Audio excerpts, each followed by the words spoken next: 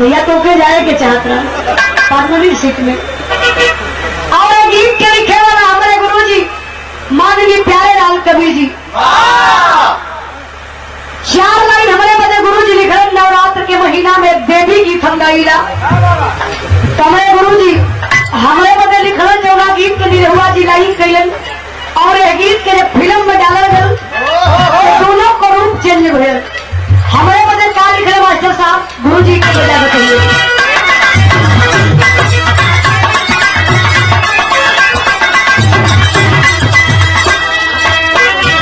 गावे काली माई घरे घरे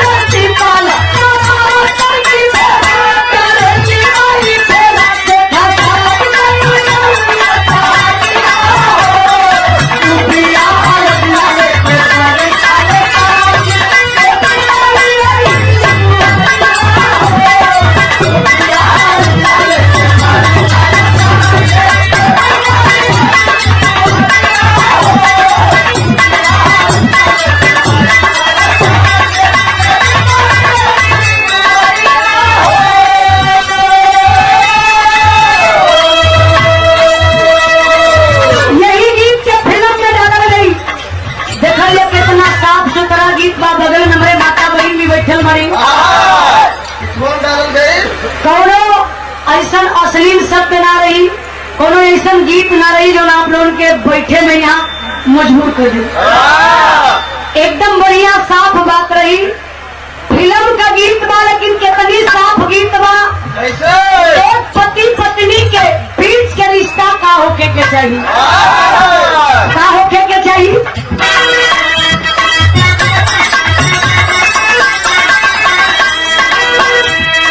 तोहरा में बसे राजा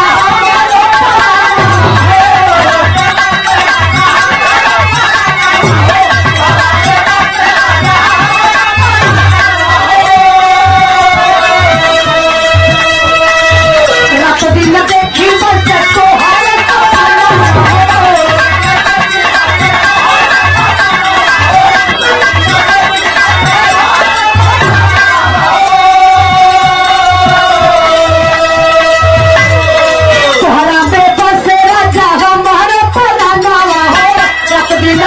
बस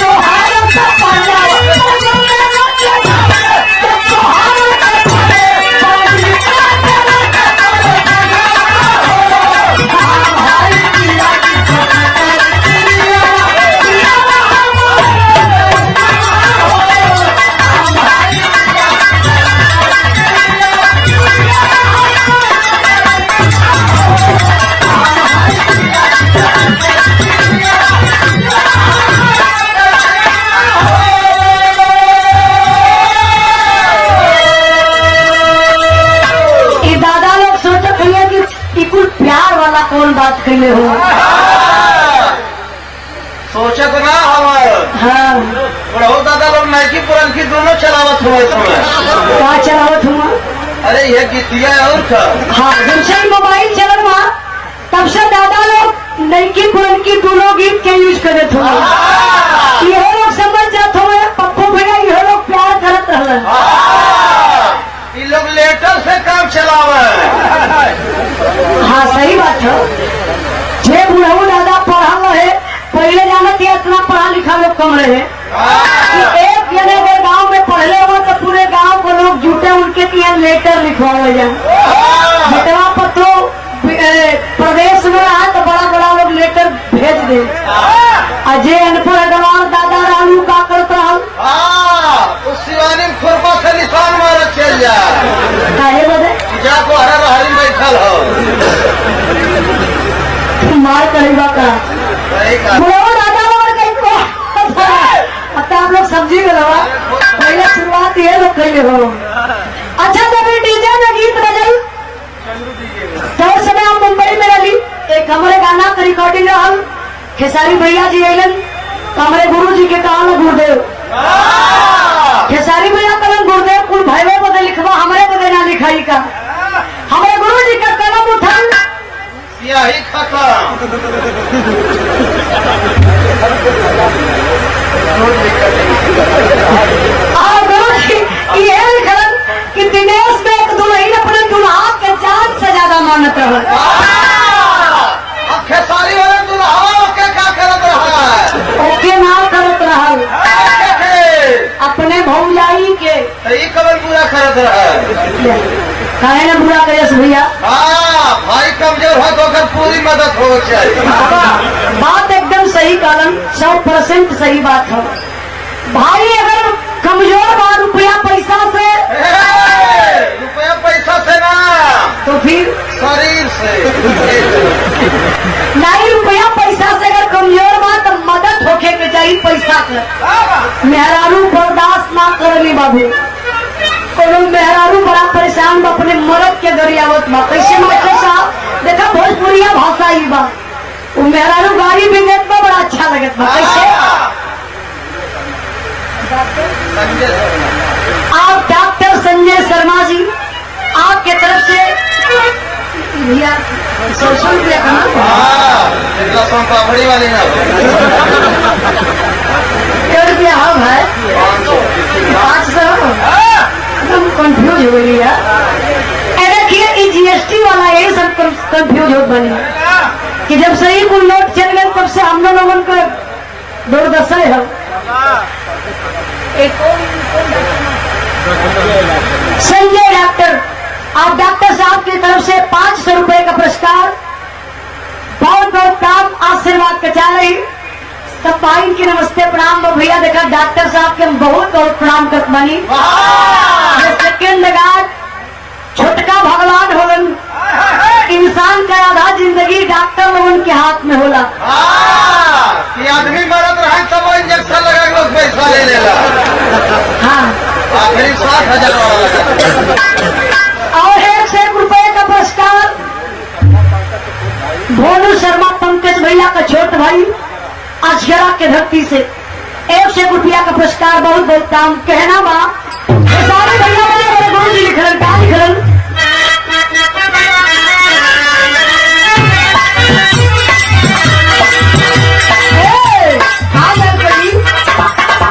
कौन भतर कचनी भतार के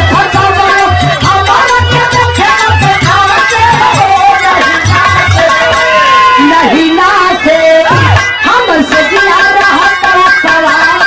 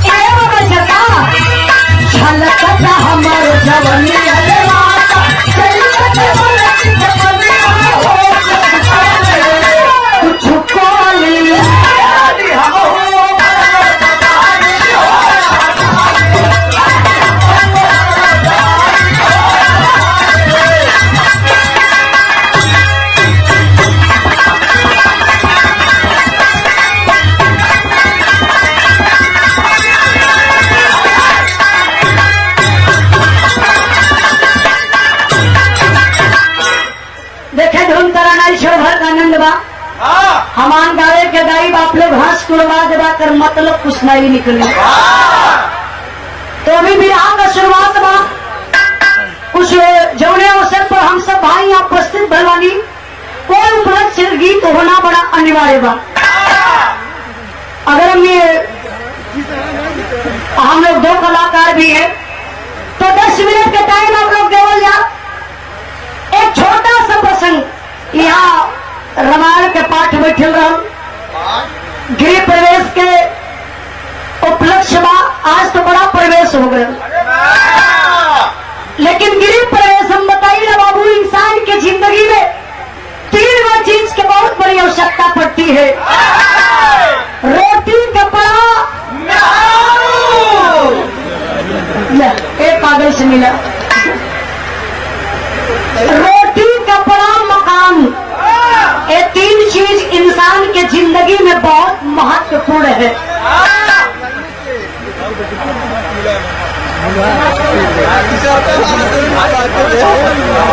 डॉक्टर मनोज कुमार शर्मा, बाबरपुर वाराणसी की धरती से 151 रुपए का पुरस्कार। डॉक्टर साहब के बहुत बहुत प्राण आशीर्वाद के जा रही। माता रानी आपका दिमाग बनौले रहे कि जेकरे ऊपर हाथ लगे ओके आराम हो जाए। तू कुछ गलते बोल रहा, बहुत बहुत प्राण। एक छोटी सा विराह रामायण से रही, उसके बाद तो फिर हम जान पानी जौनपुर के धरती बायरोवन के वीर रस बिना सुनले संतुष्टि ना मिली। शुरू में गा जाई, अगर आप लोगों का आदेश है तो हो जाई, लेकिन शुरू में गा जाई तो शायद मौके का चीज ना हो पाई। मास्टर साहब अच्छे गीत बजाना।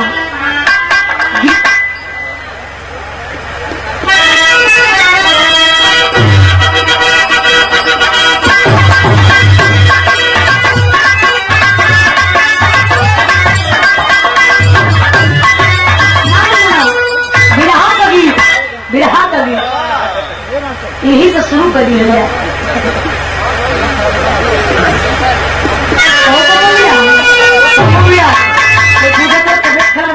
ऐसा कोई बात नहीं। अरे भैया थकल शरीर है, मान करो विरहा चला था, लेकिन अब वही बैठा रहा अब गर्म होगा तब देखा। पहले खड़ा तो होके ना, खड़ा रहा तब बता। एक बार का बात बा, जोड़े सभी सीता हरो भरल भगवान रामचंद्र जी लंका पर विजय प्राप्त करके अयोध्या नगरी में आयलन तो हनुमान के बड़ा घमंड हो गए। हम ही शक्तिशाली है ना, ये लड़ाई में सबसे बड़ी भूमिका हमार रहल। तो हर पक्षी के राजा का भुसुंडी जंगल में जाए के कथा सुनावे। जैसे आप लोग बैठे हुआ भैया भैया भैया, कोई तरीके से हर एक पक्षी जाए जंगल में कथा सुने वाले बाबू सब बैठल बा। का भुसुंडी बड़े जोश में आकर के आवाज उठा देते हैं, अरे मेरे भक्तों, अरे मेरे भक्तों, जिस समय लक्ष्मण को शक्ति बाण लगा था उस समय हनुमान जी ने संजीवन बूटी लेने गए थे तो सूरज की संयोजक ऊपर से। अब हनुमान जी वही पीछे बैठे हुआ तमतमाए के खड़ा हो गई। क्या भुसुंडी सही से बोला, डायलॉग तोड़ दे पकड़ के। कलर सही से बोला, हमके पहचानत हुआ, हम के बनी हम हनुमान है। हनुमान ना तो हनुमान का सार हुआ।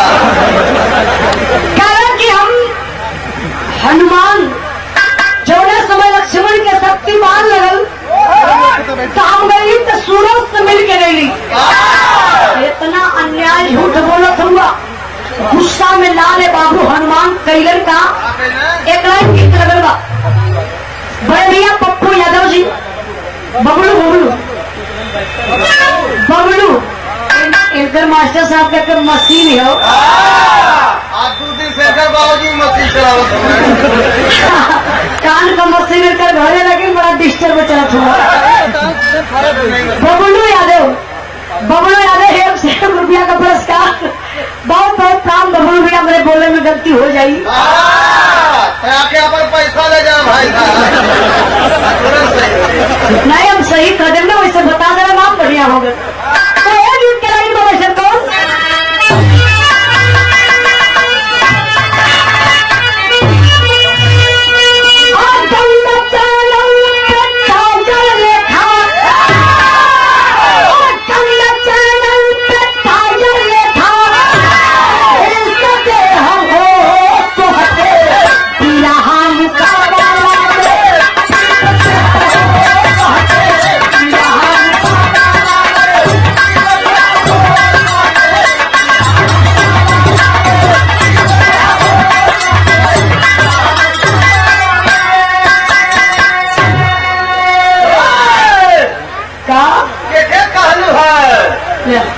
पप्पू भाई चालू है ना? पप्पू भी ऐसा कोनो बात ना आपको पता है, लेकिन हथवा हरा करो झगड़ा लगावे का काम करना। ये हमारे गीत आदि गीत के भैया एक आध बार ऐसा करवाना तो हमके भी संतुष्टि मिल जाती है। कभी लोग कैमरा में आ जाए, सबके अपने कैमरा में कैद करा। हाँ देखिएगा सही लगा। वो गीत क्या वो समय गौरी 14 समय मुंबई में हमके लोग बराबर प्रोमो काटे बदे। प्रोमो का होला सारे मुर्गी होले, मुर्गी होले मुर्गी। यही तो गांव से गई लाली कुरकुरु खो गई अंडवन दे गाँव से। मुर्गी नहीं भैया, पढ़ा लिखा कम हुआ। जब मुंबई में गई प्रोमो काटे बदे, प्रोमो का मतलब होला प्रचार। प्रचार करे वाले जब गई तो हमारे साथ भोजपुरी के अभिनेता बड़े भैया दिनेश लाल निरहुआ जी। आप लोग नेट पर सर्च करेंगे बिग गंगा चैनल प्रोमो उजाला यादव, तो हमारा निरहुआ जी के कार्यक्रम दिखाई। ऐसे ही बगल में निरहुआ जी रहन, बगल में हम एक भोजपुरी की अभिनेत्री अम्रपाली दुबे जी। तो बहुत तगड़ी प्रजाति है। काशी बुल्लू के नाती बिरहा के कलाकार स्वर्गीय बनारस के धरती से आप बड़े भैया सरोज यादव जी की तरफ से 100 रुपए का पुरस्कार, बहुत बहुत दाम आशीर्वाद पचा रही। रवि शर्मा मालिक महोदय जी की तरफ से 51 रुपए का पुरस्कार, बहुत बहुत दाम आशीर्वाद पचा रही। अच्छा पे अम्रपाली दुबे जी बैठे वाली, हम ऐसे ही करताल लेके बजावे लगी। बबलू भैया जब करताल बजावे शुरू कैली तो अम्रपाली हमारा के उजाला नहीं कहली, उज्ज्वला कहली। कली की ज्वाला जी इधर आओ अंकली जी मैडम। कली ये क्या है? ये बंदूक की गोली है। नीचे से मजाक करना बंदूक की गोली वाली। हो माय गॉड, बंदूक की गोली है तो इसकी बंदूक कितनी मोटी होगी? अब वो कल्पना करने लगी। तब तक एक डायरेक्टर साहब उठ के खड़ा बोला, कला जरा जी 1 मिनट का टाइम नहीं है। हम गली जी सर कहना कि क्या आप तलवार चला सकती हूँ? हम कहने लगे काम के तरी मुर्गी छेड़ी काट के खा गई। अरे पागल, हम शुद्ध शाकाहारी पूरा परिवार भा। हम आन जाना फिर खाली काम करने बिना कंत काबिल कर पर काबिल मिल कर पर कंत बचाव कलाकार कहे के करते से करे हाथे हुनरे पार। सर आपका आदेश लोहे का कपड़ा पहन के वो तलवार लेके एक थे गदही में बैठा के। अरे हम पागल हो जाएंगे। ऐसा ही बगल में दिनेश जी बैठे हुए गीत हमारे गुरु जी मांगी प्यारे लाल कवि जी लिखन। कैसे मास्टर साहब?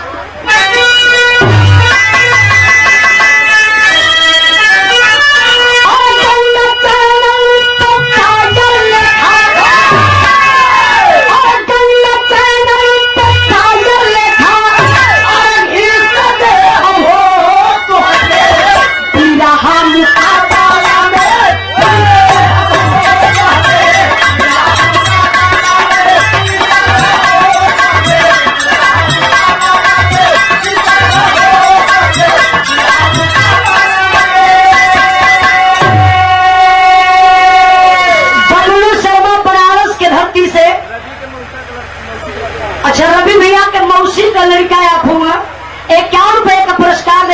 सम्मान किए, बहुत बहुत नाम।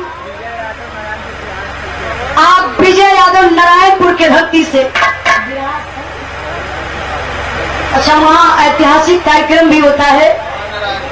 विजयी भैया की तरफ से 1 रुपया का पुरस्कार, बहुत बहुत नाम, आशीर्वाद का चाह रहे हैं। लेकिन कहना है मालिक, झूठा बोल बोल का थारा, झूठा बोल बोल का थारा, हाय सुनाव पापिया हो हमरे राम कई छातिया तो छातिया हो हमरे।